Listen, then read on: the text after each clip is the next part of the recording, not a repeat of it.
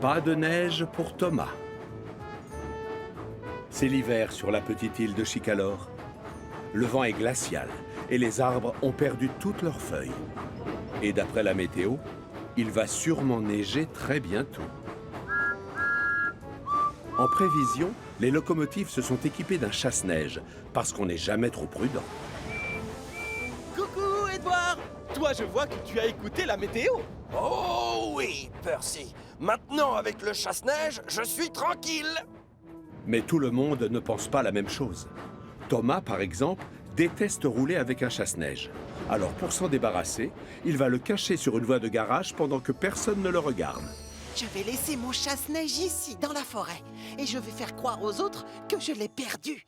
Thomas raconte alors un gros mensonge à son conducteur. Il lui fait croire que le chasse-neige n'est pas de la bonne taille et qu'il faut l'enlever tout de suite. Ah, c'est plus agréable comme ça. Je me sens mieux. Tout content, Thomas retourne à la gare de triage. Thomas? Mais qu'as-tu fait de ton chasse-neige? Tu ne vas jamais me croire. Je l'ai cherché partout, mais impossible de remettre la roue dessus.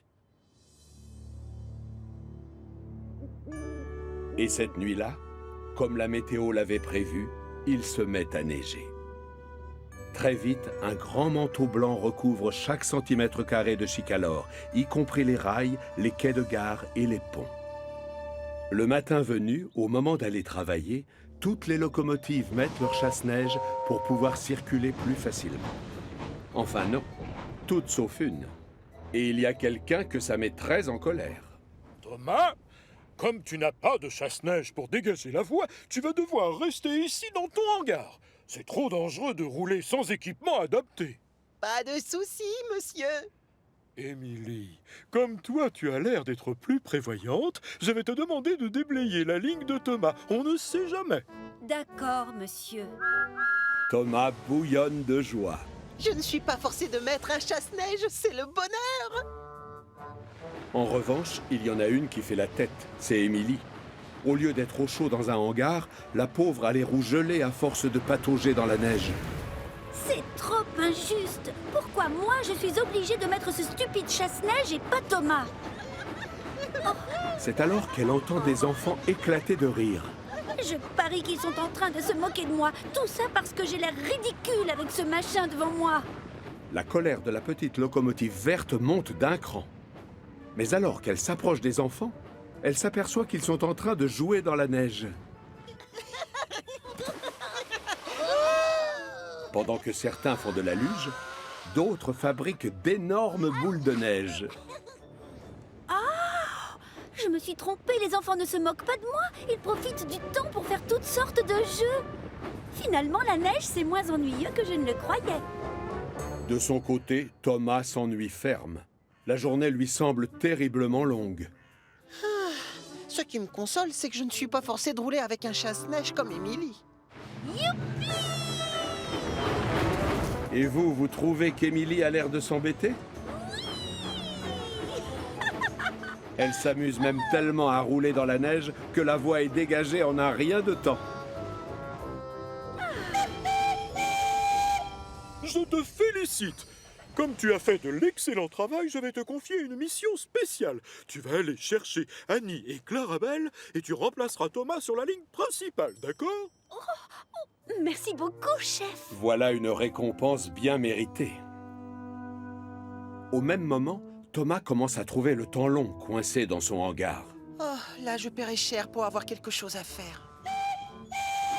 Je ne comprends pas pourquoi tu détestes ton chasse-neige, Thomas.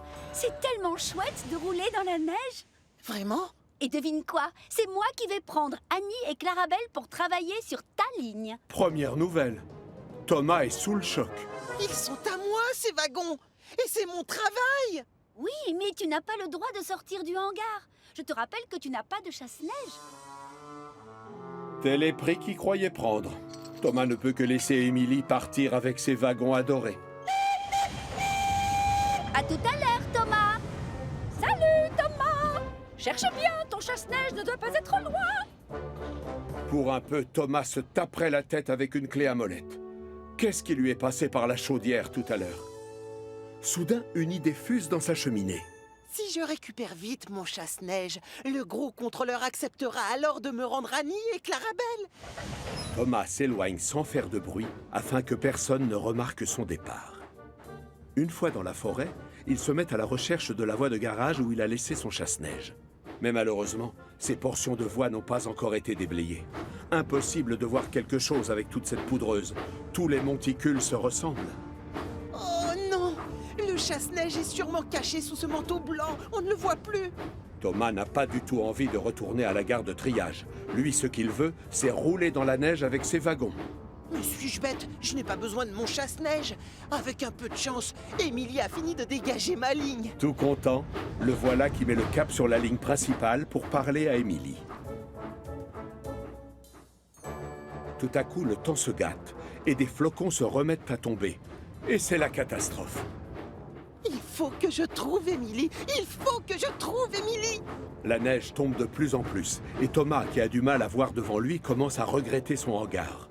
La couche de neige recouvrant les rails devient de plus en plus épaisse. Et très vite, les roues de la petite locomotive bleue n'arrivent plus à avancer. Oh non! La situation empire très vite. La couche de neige arrive presque aux premières branches des arbres. Oh, c'est affreux. Finalement, je regrette de l'avoir caché, mon chasse-neige. Il réalise qu'avec ses bêtises, il risque de passer la nuit dehors dans le froid. D'ailleurs, ses pistons sont déjà gelés et sa cheminée est toute glacée. Le pire, c'est que personne ne sait que je suis ici.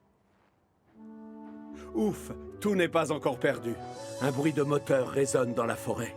Mais qui se promène à cette heure-là? Ah, Émilie! Salut Thomas! Je suis drôlement contente de te voir, tu sais. Thomas!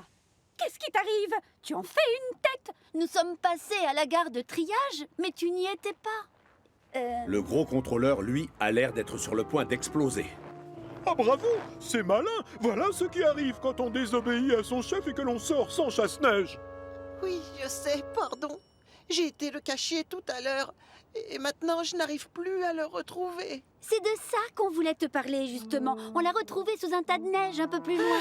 Merci beaucoup, Émilie. Pardon, monsieur. Parfois, on n'a pas le choix. Et quand la météo l'exige, on doit porter un équipement adapté. À partir de maintenant, quand il se mettra à neiger, c'est avec plaisir que je roulerai avec. Bravo. Et j'espère que ça te servira de leçon, Thomas. Demain matin, c'est toi qui iras dégager les voies pour aider Émilie. Oui, d'accord, mais avant, j'ai une petite surprise pour toi. Tu nous suis? Émilie fonce à toute vapeur à travers la poudreuse. Derrière, Thomas a hâte de savoir quelle est cette fameuse surprise. Mais voilà qu'Émilie ralentit près du champ où se trouvent des enfants. Wow! Regarde-moi tous ces bons hommes de neige.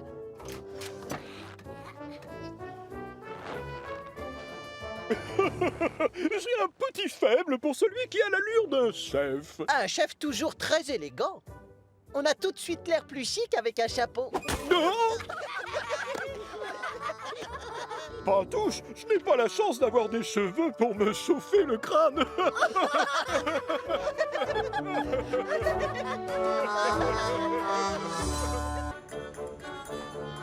Qui est qui? Bill et Ben sont jumeaux. Alors forcément, ils se ressemblent. Beaucoup même. Bonjour, Ben. Bonjour, Bill. Comme on les confond tout le temps, on a collé des plaques sur leurs flancs avec leurs prénoms. Bill et Ben. Le problème, c'est que les jumeaux cultivent leur ressemblance. Ça leur permet de faire des farces à leurs amis. Ce jour-là, Bill et Ben sont en train de travailler sur la ligne principale quand tout à coup, une locomotive ultra rapide leur grille la priorité en passant devant eux à la vitesse d'une fusée. Les jumeaux en restent bouche bée. Tu le connais, toi, Bill?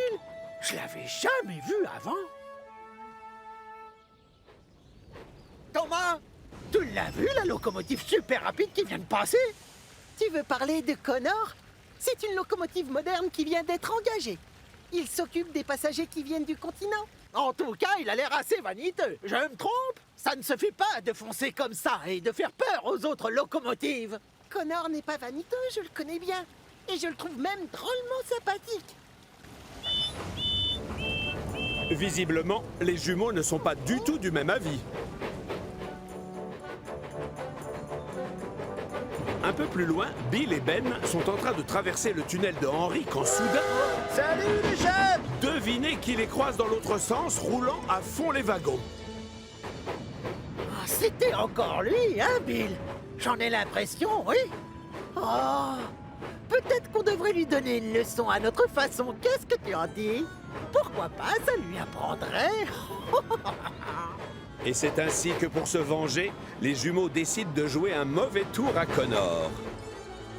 Justement, voilà la locomotive fuselée qui traverse le pont séparant Chicalor du continent.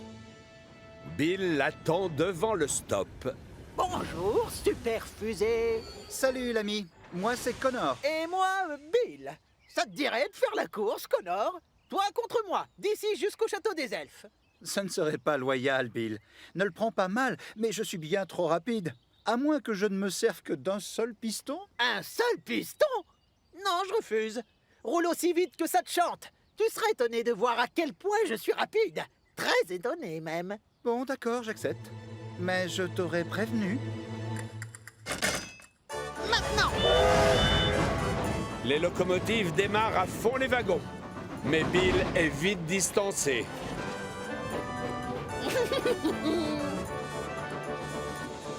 Il faut vraiment être idiot quand même. Faire la course avec une machine moderne et surtout ultra rapide comme moi.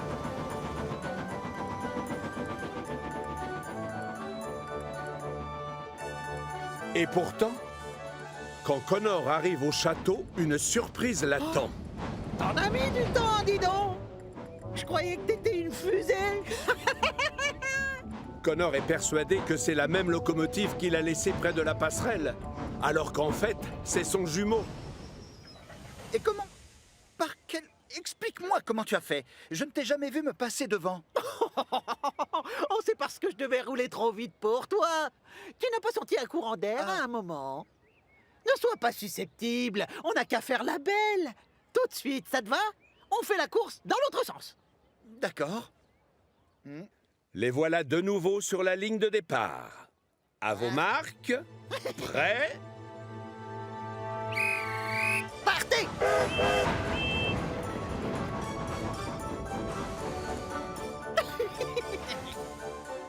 Cette fois-ci, Connor est bien décidé à prendre sa revanche et à gagner.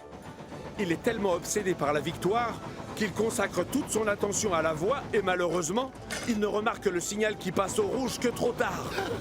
Et c'est la catastrophe. Henri, non, attention!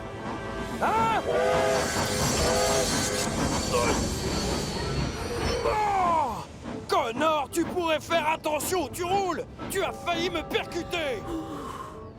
Le soulagement de Connor est de courte durée. Regardez qui voilà. Il y en a un qui va se faire disputer. Je ne sais pas comment ça se passe sur le continent, mais une chose est sûre, la sécurité est la priorité quand on roule sur mon chemin de fer. Aucune locomotive n'a le droit de passer quand l'un des signaux vire au rouge. Je tiens à vous faire mes excuses. Ça ne se reproduira pas, mais je... En voilà un qui tombe à pic. Oh, misère! Qu'est-ce qui s'est passé? Ah, les choses vont se corser. Oh non! Le pauvre Connor est tombé en panne, chef! Oh, évidemment, vous êtes deux. Et vous vous êtes moqué de moi. Je me demandais comment vous pouviez être plus rapide. Bill et Ben, j'aurais dû me douter que vous étiez derrière cette histoire. Il est grand temps que je mette un terme à vos farces stupides. C'est aller trop loin. Le gros contrôleur ordonne à Bill d'aller à l'atelier de réparation pour se faire repeindre en une autre couleur. Comme ça, tout le monde pourra enfin savoir lequel est Bill et lequel est Ben. Bonjour, Bill. Sois le bienvenu chez nous. J'ai cru comprendre qu'il fallait te repeindre. Je suis pas Bill, moi c'est Ben. Et toi, tu peux parler à mon frère Bill? Attends, je vais le chercher. Oh non, non, non, reste là. Tu essaies de me jouer un mauvais tour, mais le gros contrôleur m'a prévenu, alors ça ne marche pas. Et c'est ainsi que Bill se retrouve avec une carrosserie non plus jaune comme son frère jumeau, mais bleue. Comme tu es chou! Pas la peine d'en rajouter, Ben. Bill est déjà assez vexé comme ça. Et puis, quel est l'intérêt d'être différent? Une idée fuse alors dans la cheminée de Ben. Le lendemain, Ben profite de l'absence de Victor pour aller faire un tour à son atelier. Salut, Kevin! Moi, c'est Bill! Je viens faire repeindre ma carrosserie. C'est le gros contrôleur qui m'envoie. Bill? Mais pourtant, je croyais qu'on l'avait déjà fait hier. Hein? Tu crois? Moi, je m'en souviens pas. Réfléchis, j'aurais la carrosserie d'une autre couleur si vous m'aviez repeint hier. Peut-être qu'on devrait attendre, Bill.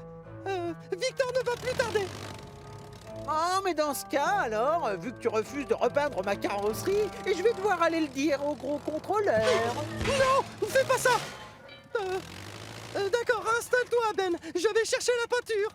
Non, tu veux dire Bill? Désolé, Bill.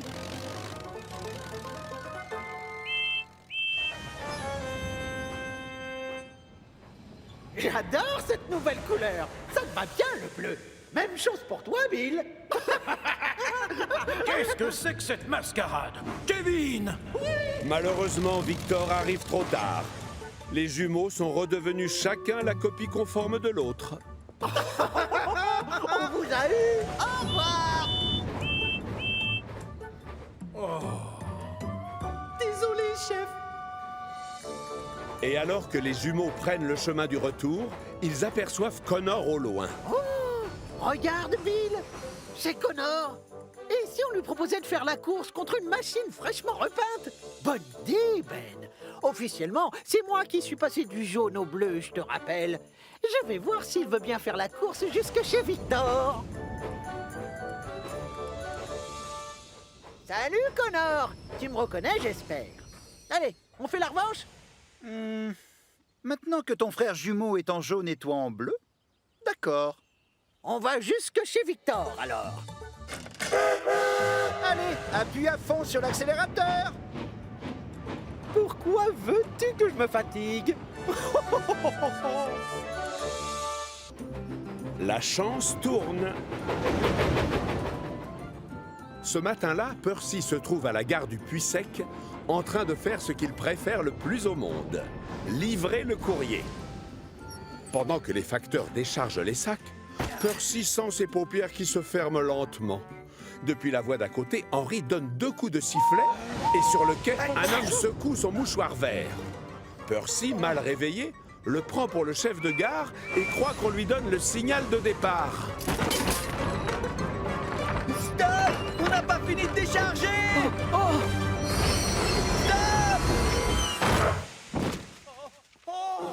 Oh là là là là! Maintenant, la petite locomotive verte doit attendre que toutes les lettres aient été ramassées. Oh, mon pauvre, c'est pas de chance. Non, c'est pas de la poisse. Dis-lui, toi, Ben. D'accord, si tu veux, Bill. Ça, c'est de la négligence. En plus, je vais être en retard.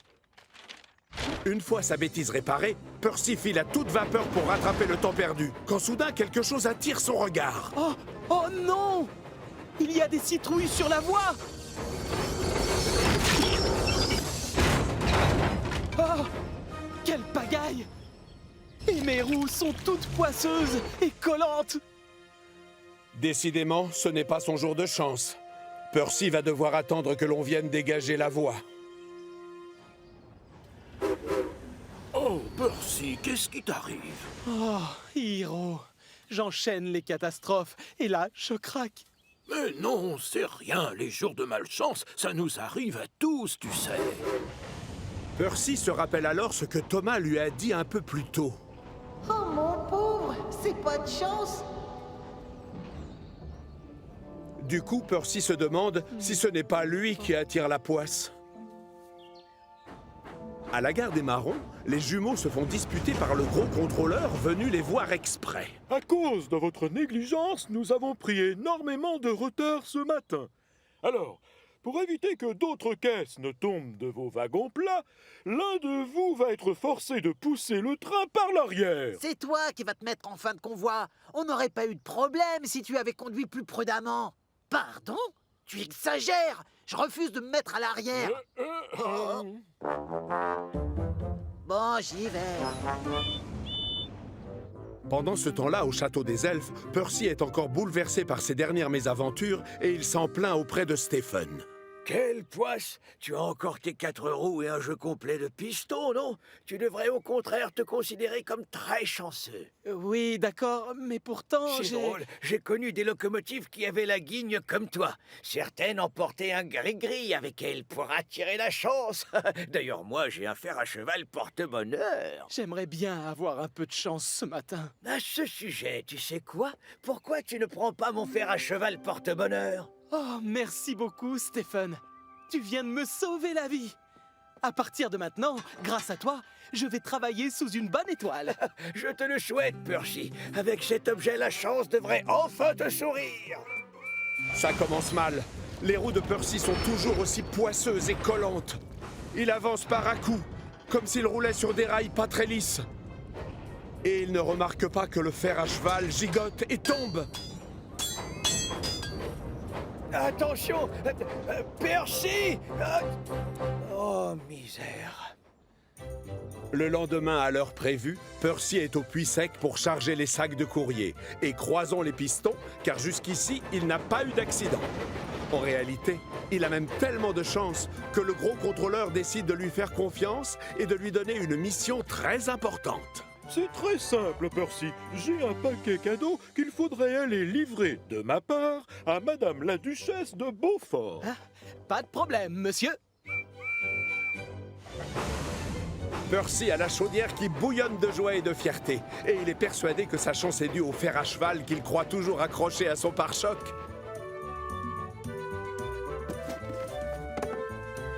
Oh!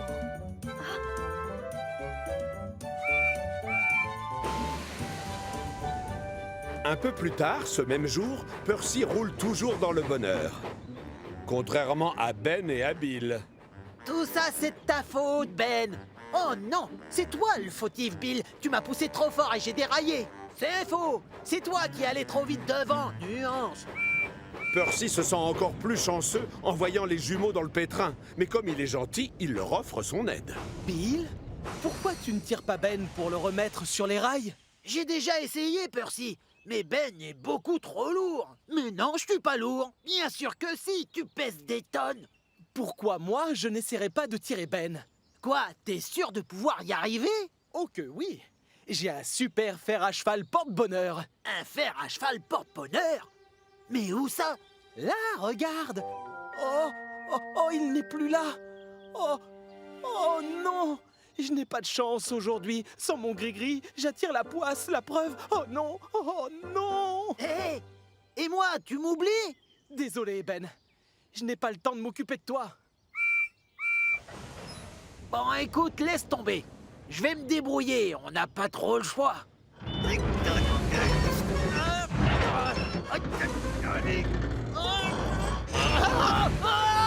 Je tombe, Bill!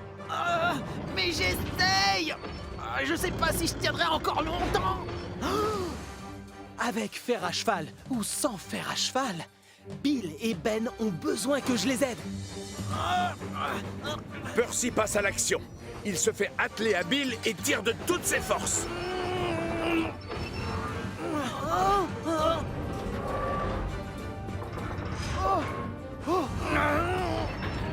Le gros contrôleur arrive juste à temps pour assister à la fin du sauvetage. Et il est impressionné par le sang-froid de Percy. Hurrah! Merci, Percy. Oui, merci, Percy. Le gros contrôleur s'approche du héros du jour. Bien joué, Percy. Bien joué. Tu es vraiment utile et efficace. Je te félicite. Merci beaucoup, chef. Oh, Un problème, Percy? au revoir. J'exige des explications. Lequel de vous deux aimerait me raconter ce qui vient de se passer? Allez-y, j'attends. C'était de ta faute, Bill. Explique-lui. C'est toi qui as déraillé, alors vas-y, raconte. Tu m'as poussé. Non, c'est faux. Si, c'est vrai. Menteur. C'est toi qui mens. Non, c'est toi. Double mensonge. Je te dis que c'est toi. C'est toi. Non, c'est toi.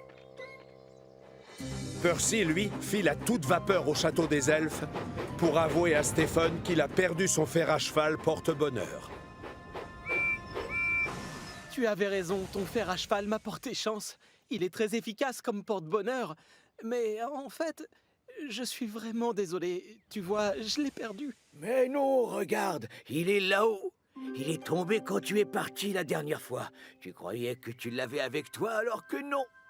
Alors, toute la chance que j'ai eue en début de journée, pendant mes livraisons et la mission spéciale... Ça, ce n'était pas de la chance, c'est comme ça. La vie te sourit, parfois c'est le contraire. Justement, tu sais quoi? Maintenant, je ne crois plus du tout au porte-bonheur. Ah oui, je t'avouerai que moi non plus, je ne pense pas que ça marche vraiment. Je m'en suis servi pour te remonter le moral. Ça, c'est très gentil. Ça a marché. Ah oui? J'ai eu de la chance alors. Percy a compris qu'il n'avait pas besoin de gris-gris ni de porte-bonheur pour accomplir sa mission. Car le secret d'un travail bien fait, c'est garder le sourire, savoir se rendre utile et être efficace. Un cadeau de Noël pour Sydney. On va fêter Noël dans quelques jours sur la petite île de Chicalor. Partout, les gens décorent des sapins avec des boules de couleurs et des guirlandes. Les passagers se bousculent dans les trains, des cadeaux plein les bras pour leur famille. Et on a même installé un sapin de Noël à la gare de triage pour les locomotives. Pour ne pas faire de jaloux, chez les Diesel aussi, on a mis des décorations. Mais Diesel 10 trouve quand même une raison pour rouspéter. Je vous ferai remarquer que les locomotives à vapeur ont beaucoup plus de décoration que nous. Oui, je suis allé chez eux chercher des wagons tout à l'heure. Il y avait des centaines de guirlandes partout. Et moi alors? Je suis une boule de Noël géante.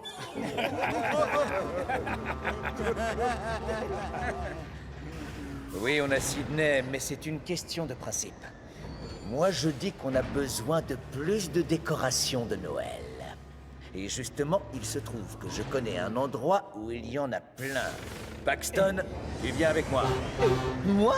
Mais le gros contrôleur m'a demandé d'aller chercher un wagon au hangar et de le rapporter ici. C'est moins important, ça.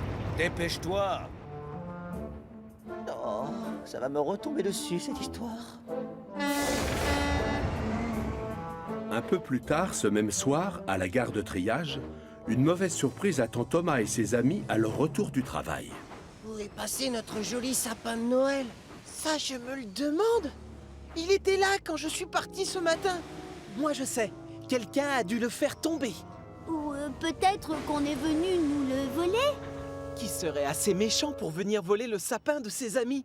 Noël, c'est la période où l'on fait preuve de gentillesse et aussi de générosité. Alors, on n'a pas le droit de prendre des choses qui appartiennent à d'autres. Oh, flûte de zut! Il n'arrête pas de tomber! Si ça se trouve, on doit le poser sur quelque chose. Tu ne crois pas, Diesel 10? Voilà. Maintenant, on a notre sapin de Noël, et il sera très bien à cette place-là. Par contre, il lui manque des guirlandes lumineuses. Ah!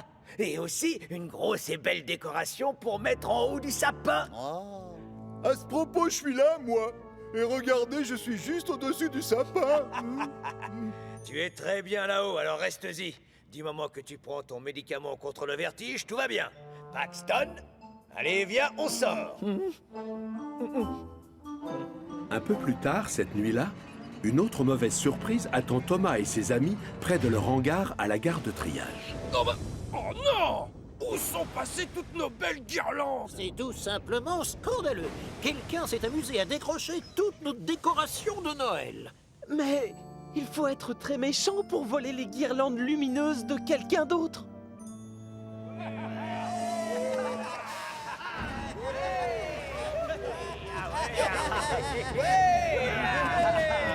Mais je croyais que vous vouliez mettre des petites lumières dans le sapin, moi. Sois gentil, mêle-toi de tes affaires, Sydney. Si tu veux, tu peux jouer les décorations de Noël, comme tu es déjà accroché au plafond, en attendant que tes nouvelles roues soient enfin livrées. Et sans vouloir te vexer, il faudrait quelque chose de plus joli pour le sapin. Ah bah ça tombe bien parce que je connais un endroit génial, moi. Hein, Paxton? Non, ce sera sans moi. Ne compte plus sur moi pour t'aider dans tes combines. Et je te rappelle que le chef m'a demandé d'aller chercher un wagon. Alors au revoir. Le lendemain, profitant de l'absence des locomotives à vapeur qui sont toutes parties travailler, Diesel 10 pénètre dans la gare de triage. Il est loin de se douter qu'une petite locomotive verte l'observe. Ça y est, je l'ai. Diesel 10 Coucou, Percy. Je ne savais pas que tu étais caché dans ce coin. Non, tu vas tout de suite remettre ça à sa place.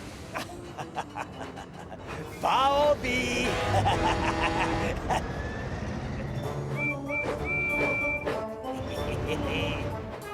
Diesel 10 prend la fuite avec la guirlande de branches de sapin dans la pince. N'écoutant que son courage, Percy part à sa poursuite. Suis ce diesel!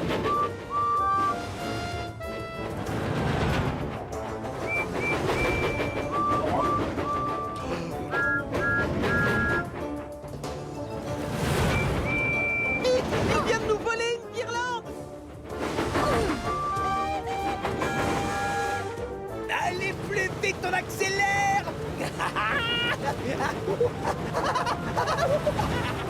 Ah, c'est malin. Diesel 10 a maintenant toutes les locomotives à vapeur à ses trousses. Et tout ce petit monde le suit jusqu'à l'atelier des diesels.